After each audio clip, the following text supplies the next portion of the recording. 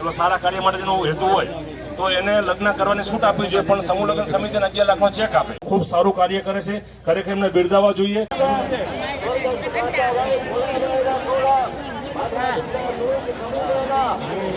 હું કમિટીના મેમ્બરને વિનંતી કરીશ કે એ એમનું સન્માન કરશે. સૌપ્રથમ તો બધાને મારા જય ગોપાલ, જય દ્વારકાધીશ. અર્થ અથનના આથમણા છેડે માતા જય દ્વારકાધીશ. નવા વિડીયોમાં તમારું સ્વાગત છે. અને નવા વિડીયોમાં આજે સત્તરિયા ગામે ભાઈ અમારા સમૂહ લગ્ન છે અને સત્તરિયા ગામે સમૂહ લગ્ન હોવાથી તો નવા વિડીયોમાં તમે બન્યા રહેજો. આગળ નવા વિડીયોમાં તમને તમારું સ્વાગત છે. અને આજે સમૂહ લગ્ન છે એટલે જવાનું છે અમારા પરવીનભાઈને જવાનું છે. અને આ અમારા ભૌતિકભાઈ છે, જુઓ ભૌતિકભાઈ અમારા 4 થઈ ગયા છે ફૂલ, અને આપણે પણ ભાઈ જો ફૂલ 4 થઈ ગયા છે. તો જવાનું છે સત્તરિયા રાજુલા મુકામે. અને હવે આપણે તૈયારી કરશું જવાની. તો દરેક મિત્રો ભાઈ વિડીયોમાં બનાવેજો અને જોઈ શકો છો આપણે ફૂલ તૈયાર થઈ ગયા છે. અને તો રાજુલા મુકામે આપણે જાશું. જય દ્વારકાધીશ.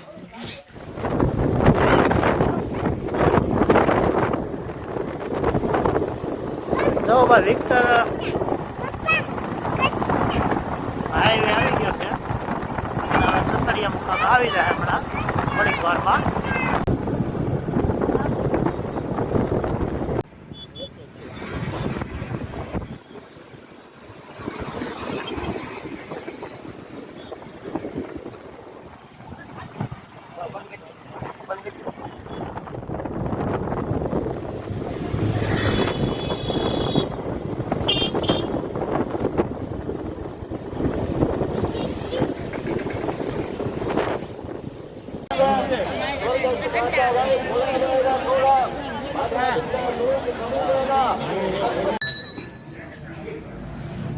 નકલંગ ધામ સતડિયા.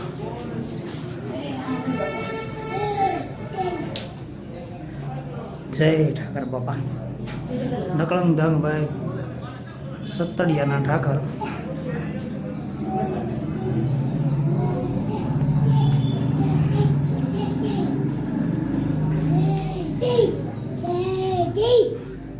જય જય જય ઠાકર બાપા.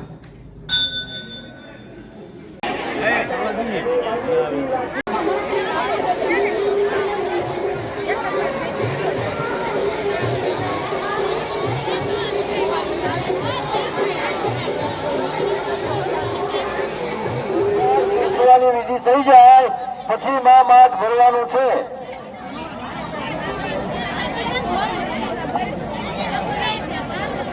દરેક મંડપના ભૂદેવો તમારા યજમાનને કહી દો કે સંસાર પૂર થઈ ગયા પછી માં માઠ ભરવાનું છે.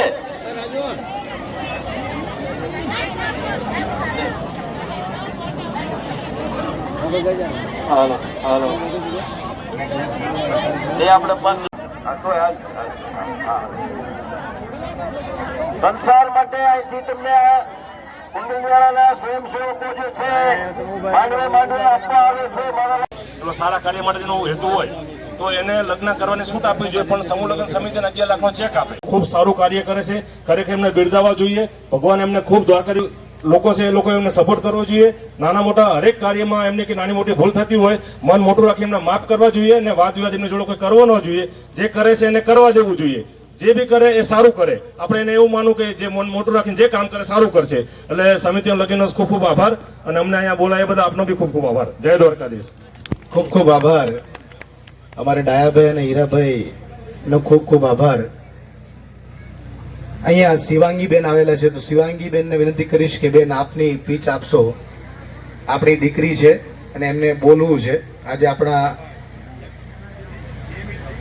બાપા વતી અહીંયા પધારેલા છે, તેમનું પણ સ્વાગત છે, એમનું પણ અભિવાદન છે.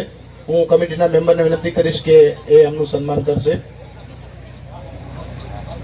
સૌપ્રથમ તો બધાને મારા જય ગોપાલ, જય દ્વારકાધીશ.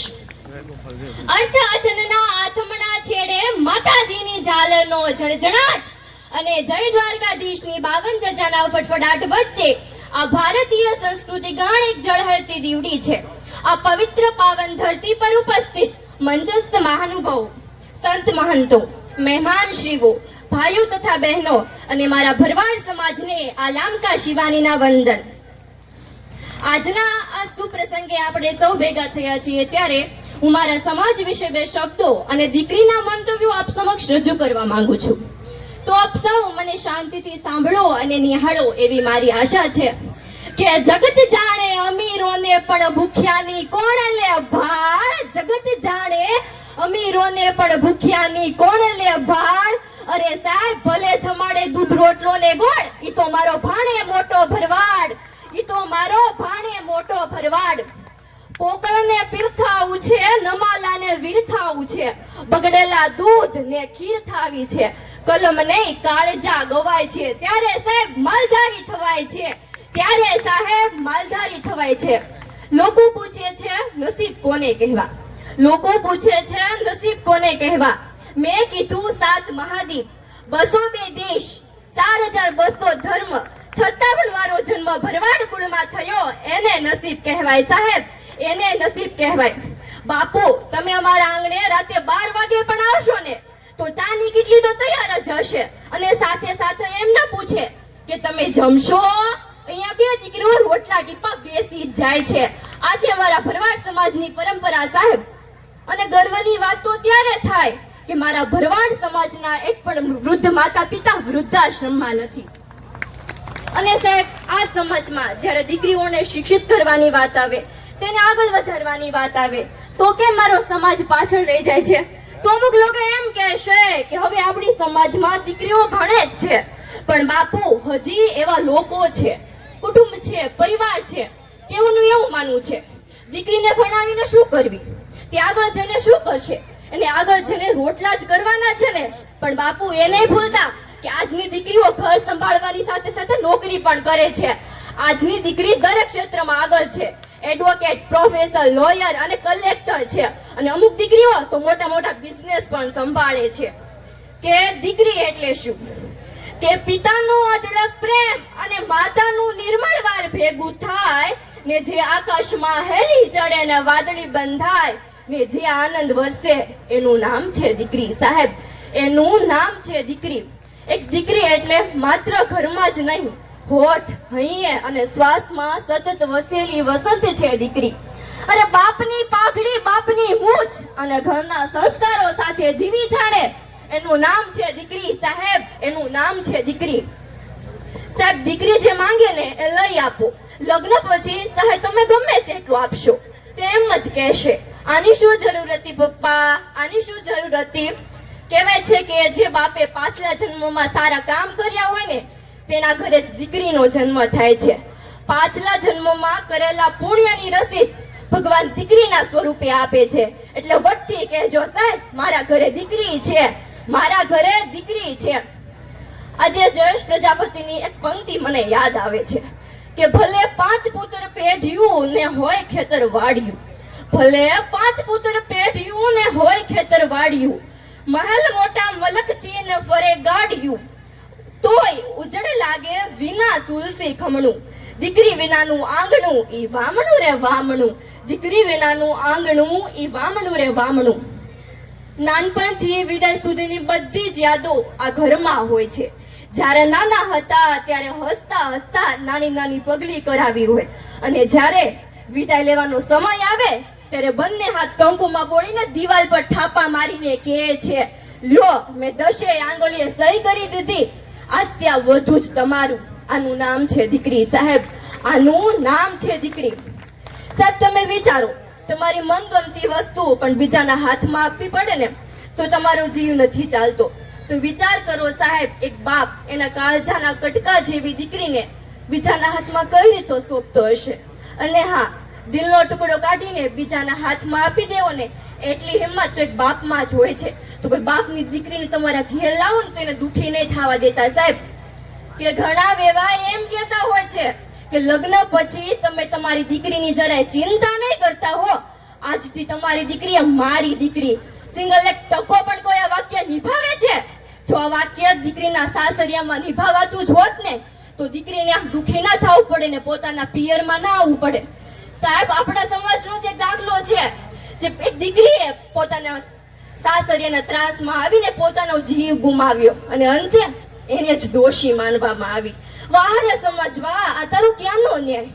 વાહરે સમજવા આ તારો ક્યાંનો ન્યાય? લોકો દીકરીને એમ કહે છે તારો વાંક ન હોય તો પણ તારે સ્વીકારી લેવાનું, તારે અન્ય સામે બહુ બોલવાની જરૂર નથી. કેમ સાહેબ? કેમ કે તું દીકરી છે. દીકરી છે. દીકરી શું તો શું થયું, સત્ય તો કહેવાશે જ. દીકરી શું તો શું થયું, સત્ય તો કહેવાશે જ, અન્ય સામે તો બોલાશે જ. દીકરી શું તો શું થયું, જીવાશે તો વટથી જ. દીકરી શું તો શું થયું, જીવાશે તો વટથી જ. લોકો દીકરીને એમ કહે છે કે બેટા 7 વાગ્યા પછી બહાર નહીં જવાનું, જમાનો બહુ ખરાબ છે. તો એમ કેમ નથી કહેતા કે બેટા જમાનો બહુ ખરાબ છે, કરાટે ક્લાસીસ જોઈન કરી લે. જેટલી સુરક્ષા દેશના નેતાઓને મળે છે, સિંગલ એક ટકો પણ સુરક્ષા દેશની દીકરીઓને મળે છે? ના, નથી મળતી. આપ સર્વ વડીલોની દીકરી તરીકે, ભાઈઓની બહેન તરીકે, ગુરુઓની શિષ્ય તરીકે આપ સર્વને નમ્ર અપીલ કરું છું કે આપની દીકરી, આપની બહેન, આપની વહુને યોગ્ય દિશા આપજો, તેમને યોગ્ય દિશા આપવાના માર્ગ ખુલ્લા કરજો. અહીં ઉપસ્થિત ભરવાડ સમાજના વડીલોને મારે હાથ જોડીને વિનંતી છે કે બાબુ તમે દીકરીના પૈસા ન લેશો. કહેવાય છે કે ઘર વેચાય, કપડા વેચાય, મિલકત વેચાય, ઢોર વેચાય, પણ એક દીકરીને પૈસાથી ક્યારેય ન વેચાય. બાપુ, એક દીકરીને પૈસાથી ક્યારેય ન વેચાય. આ દહેજની પ્રથા છે ને, એ તો કહેવા પૂરતું દહેજ છે, બાકી પોતાની દીકરીને વેચી જ કહેવાય.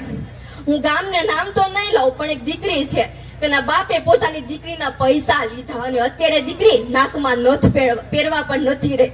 વિચાર કરો સાહેબ, એ દીકરી પર શું વીતી રહી છે, એ દીકરી પર શું વીતી રહી છે. ખૂબ ખૂબ ધન્યવાદ. છેલ્લે એક ગીત ગાઈને મારી વાણીને વિરામ આપવું માંગુ છું. માલધારીની દીકરી હું રે, માલધારીની દીકરી હું રે, કરવી છે દુઃખની રે વાત. સાંભળો મારા સમાજ તમે, સાંભળો મારા સમાજ તમે, દીકરી વેચાઈ આજ ઠાકર તું ક્યાં ખોવાણું, દીકરી માથે કેર વરહાણું, ઠાકર તું ક્યાં ખોવાણું, દીકરી માથે કેર વરહાણું. અરે એક દી સમય આવશે ત્યારે રૂઠશે ઠાકર બાળ, એક દી સમય આવશે ત્યારે રૂઠશે ઠાકર બાળ. હાથ જોડીને વિનવું તમને, હાથ જોડીને વિનવું તમને, સાંભળો મારી નાત ઠાકર તું ક્યાં ખોવાણો, દીકરી માથે કેર વરહાણું, ઠાકર તું ક્યાં ખોવાણો, દીકરી માથે કેર વરહાણું. આટલી મિનિટ સુધી સાંભળવા બદલ આલામ કાશીવાણીનો ખૂબ ખૂબ આભાર. જય દ્વારકાધીશ, જય ગોપાલ. ખૂબ ખૂબ ધન્યવાદ.